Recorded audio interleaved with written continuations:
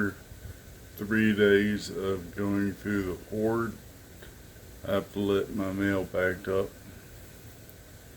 And this is going to make for a pretty good mail call. This whole box is completely full of mail from my coin collecting. Again, not to bore you with opening everything, I'm going to go through, open everything, and I'll be back when I have everything out in the open. Be back in a bit. Alright, to kind of give you guys the magnitude, an idea of the magnitude of how big this mail call is.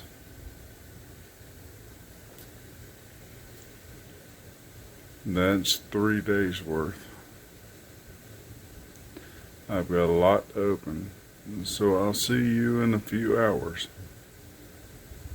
Or for your timeline, only about 5 seconds.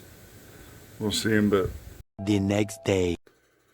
Alright, after a couple of hours of opening this, one guy went a little overkill with 10 yards of plastic and probably 5 yards of tape just for 1 penny.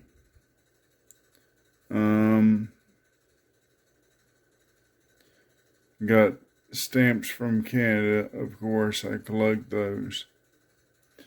Bunch of 2 pounds, a lot of commemoratives out there. A lot of large cents, Canadian for my date sets. A lot of dimes and nickels, Canadian for my date sets.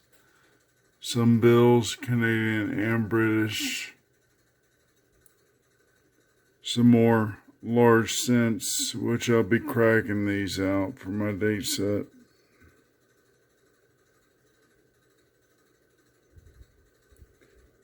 Pitch podge of different coins here, and a complete collection of 1937 and 1967 dimes for my date set.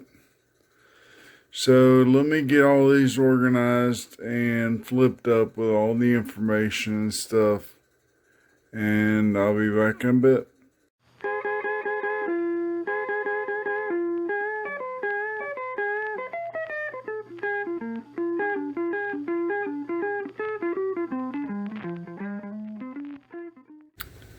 Yes, the next day, almost the next night, I spent all the rest of yesterday and all of today working on this. Starting off with the Canadians, some tire coupons, 3 25-cent tire coupons from the series of 1985.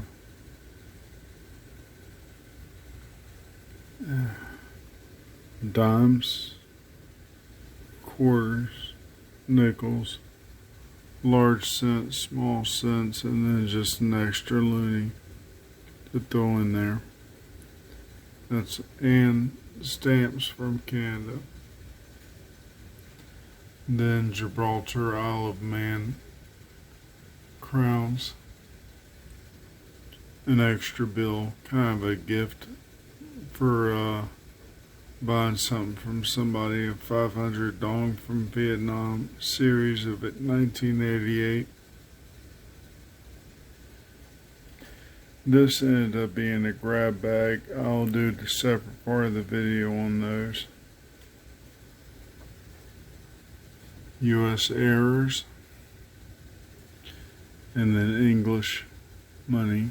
The UK, a 78 through 84 Sir Isaac Newton 1 pound, and a bunch of commemorative 2 pound coins. I'll be back and spread out those so we can see which ones I got. Let me put all these in my date sets, and then we'll go through the errors, then the 2 pounds, and then the grab bag. Alright, first up, 1982 Philadelphia JFK $50 with the no initials. No FG where it's supposed to be.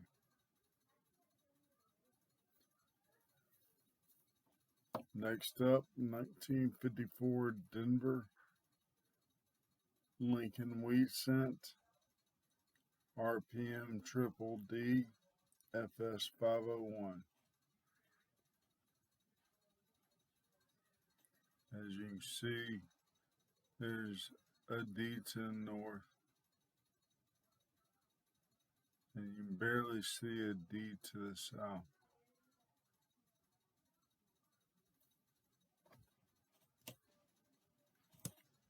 Next up is a 1974 Denver DD0-001. You see the TRUS in trust with doubling, as well as doubling on the 9. Don't see it in the in God. A little bit on the E in Liberty. Definitely some on the T. And some shown on the Y. But mostly you see it in the TRUS in trust, with a little bit on the last T. Next up, a 1938 D over D repunchment mark. And this one I have to zoom in for.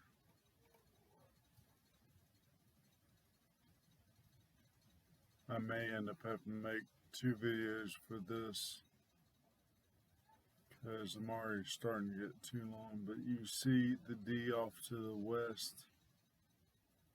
A little bit of a doubling. It's up under the dirt there, but you can still see it. Alright, this is a 1938 Double D Buffalo. Next up, let me zoom out.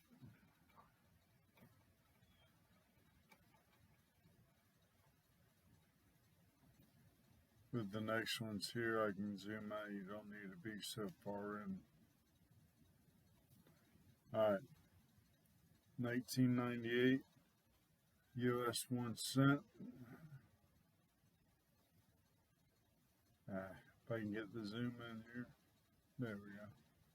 You can see it's off center struck by 30%.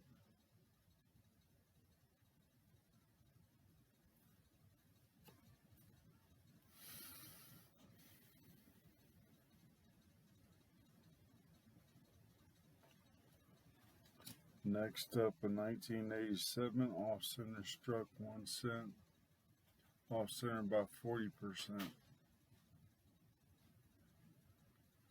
Enough that you can still see the date. After that, we lose the date.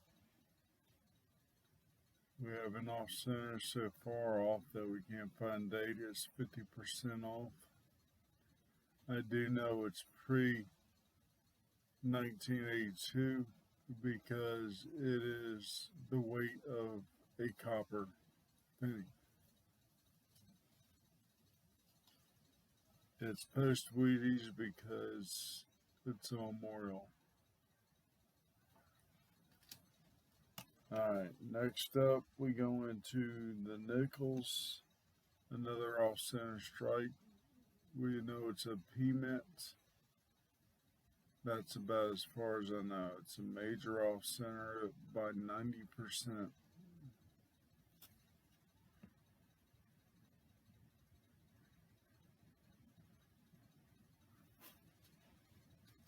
Next up, another one that we don't know the year. 80% off-center.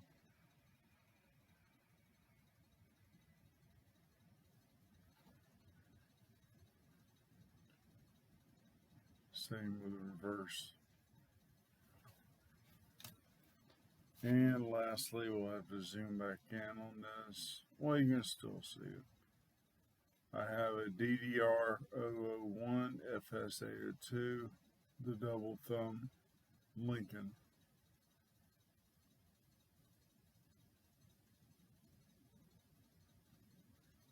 This is a 2009 Philadelphia formative years.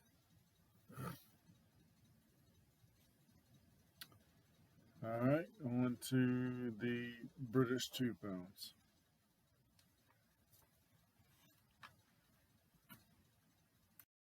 All right, so as for the 2 pounds from Great Britain,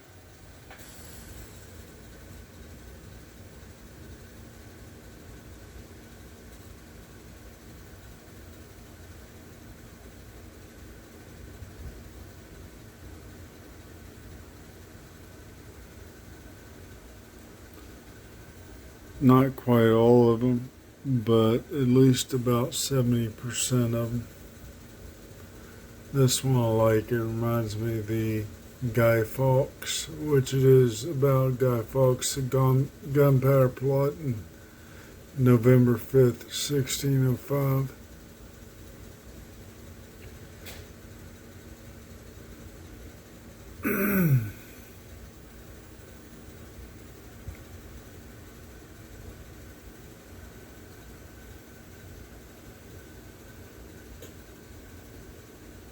The Union of Scotland and England.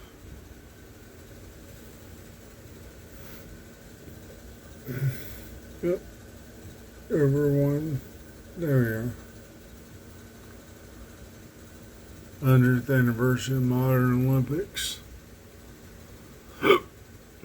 Charles Darwin. Florence Nightingale.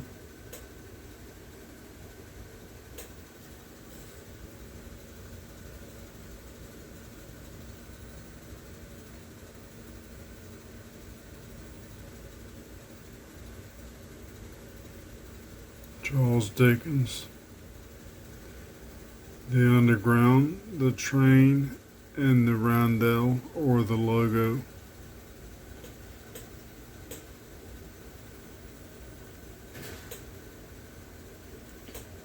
"100 years since the beginning of World War One."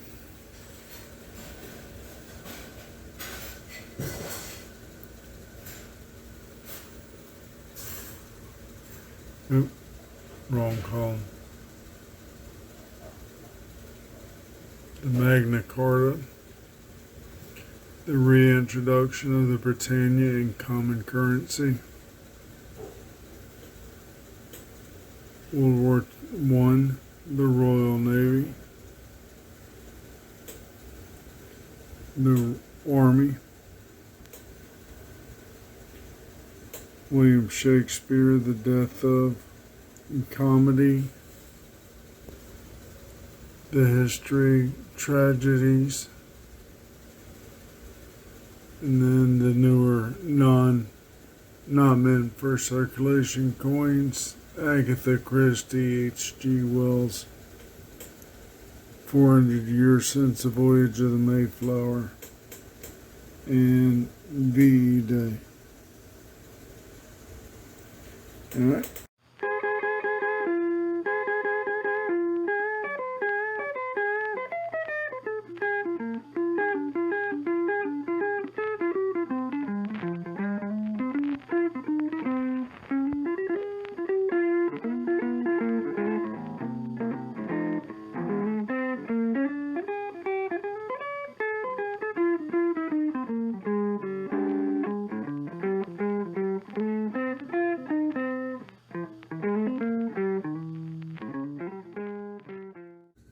Alright, real quick before I sign off with this video,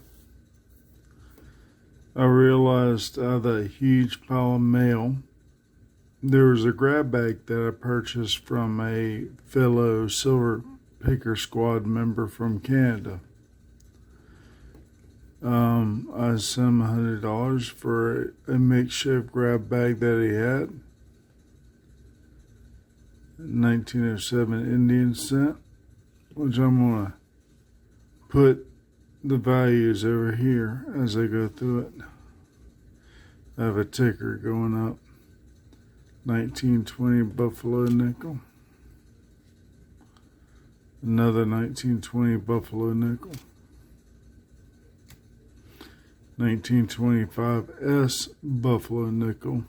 He had it not marked as an S, but there is an S on the back of it. 1916 Buffalo nickel. 1927 Buffalo nickel.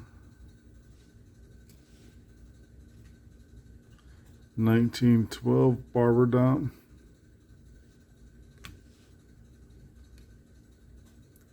1942 Mercury dime. Sorry. That was a 42D actually. Fairly nice condition too. These were good ones. 1838 cornet head, large cent. As you see, there's a hole in it. And you can see it a lot better with a white background. But still a nice coin to have.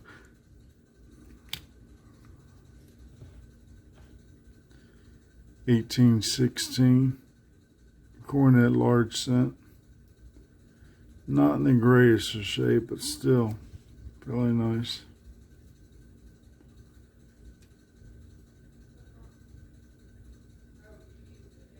This one is a medal and not a coin.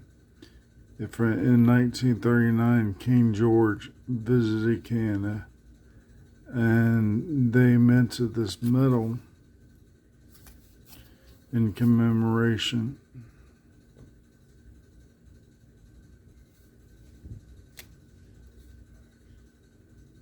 That was King George VI. Next up, I got a Lower Canada halfpenny from 1814. It's a provincial coin. It too is hold. You can see it at the bottom there. You have Britannia on one side and a spread eagle on the other side, is what is called the Britannia spread eagle coin. It was literally just bank token back then. They didn't have a federal form of monetary yet. Bank of Upper Canada, 1844. I believe this one is a full penny. Nope, it's 1.5 penny, my bad.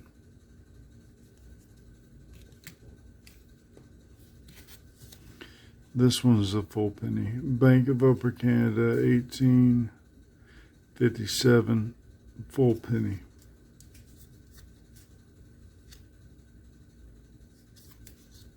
Again, a bank token be used as currency. Then next stack, Germany's Statworms province. It's a 10 penny from 1918 and not geld, used as emergency money. It's literally made out of iron.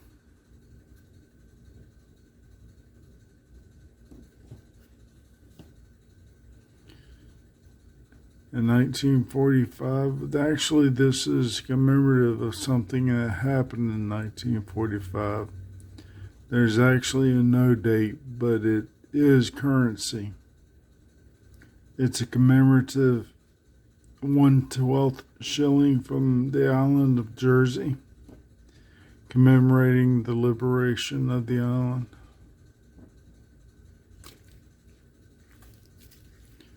And King George VI. Next up is a Philippines 10 centavo from Denver Mint. Of course, back then the U.S. mints actually minted the coinage for the Philippines. This was after World War II when we got the Philippines back, and also the Manila Mint was closed at that time. due to it being abandoned during the Japanese occupation. 1906, Jamaican farthing. Apparently, the 1906 is a semi-key date. King Edward VII on the obverse. So, obviously, back then, Jamaica was under English rule. 1950 Cuban 5 centavos, which is actually hard to get in the United States.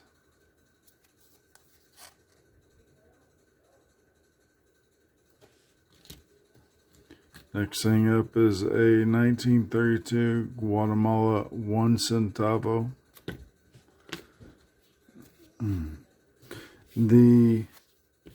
I'm not sure which side is the obverse and reverse on this.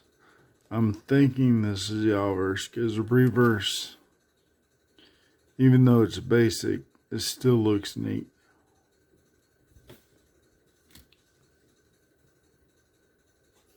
Next up, 1918 3 pence, which I have a full date set of these. King George V.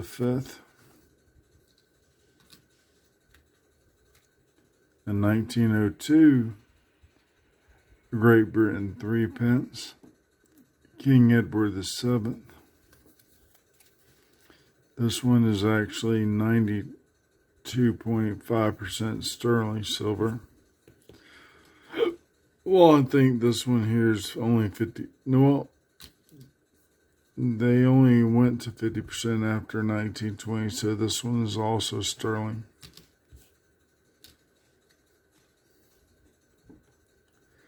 In 1907, Canadian 5-cent fish scale is what they called the little nickname fish scale. It's a 5-cent silver piece. King George V, again, 92.5% sterling silver. 1943 Canadian 10-cent. This one is 80% silver. They went to 80% also in 1920. King George VI. And then to celebrate the 100th year of the Confederation of Canada, when all the provinces finally came together to form one government, celebrating in 1967. This is the Snow Lynx,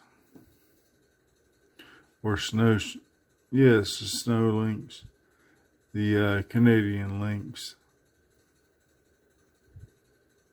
This is a 25% piece. It's unsure whether this is the 80 or 50%. It's very hard. It's very hard to tell. They both weigh exactly the same, have the same markings and everything. The only way you can really tell is to electronically scan it. So everybody just considers them 80%. So, and as you can see down at the bottom here, it should have stacked up better than $100 that I spent on it, which it did. And all in all, it's a very good grab bag. I'm very well pleased with it. There's a lot of good coins in here that I need for my collection, as well as ones I just clicked off to the side. So, again, to my fellow Silver Picker Squad member, thank you for the great grab bag. All right, until next time, we'll talk to you later and enjoy.